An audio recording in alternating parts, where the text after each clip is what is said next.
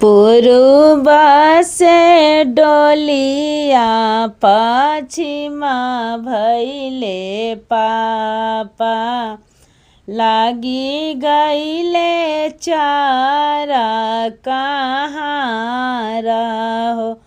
पूरब से डोलिया पश्चिमा भैले पापा लागी गईले चारा कहाँ रहो।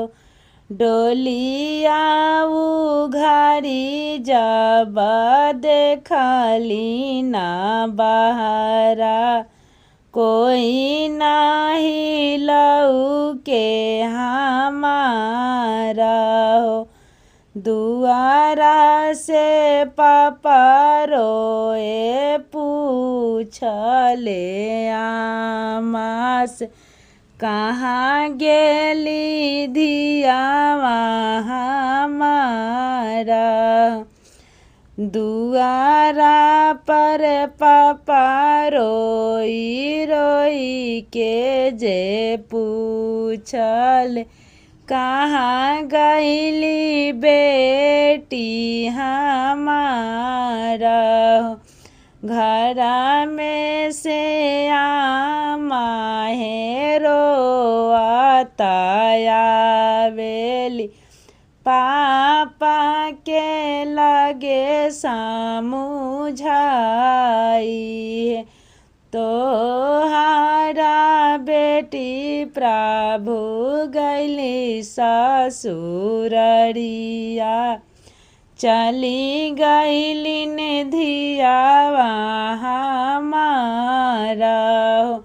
दुआरा से भैया हो रोई त पूछल कहाँ गईली बहिनी हमारा।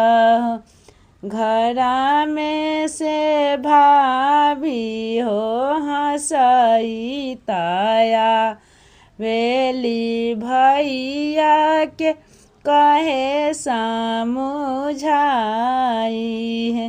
राउर बहिनिया प्रभु गईली ससुररिया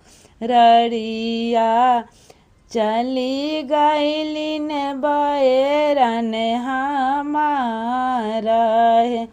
राउर बहिनिया प्रभु गईली ने ससुररिया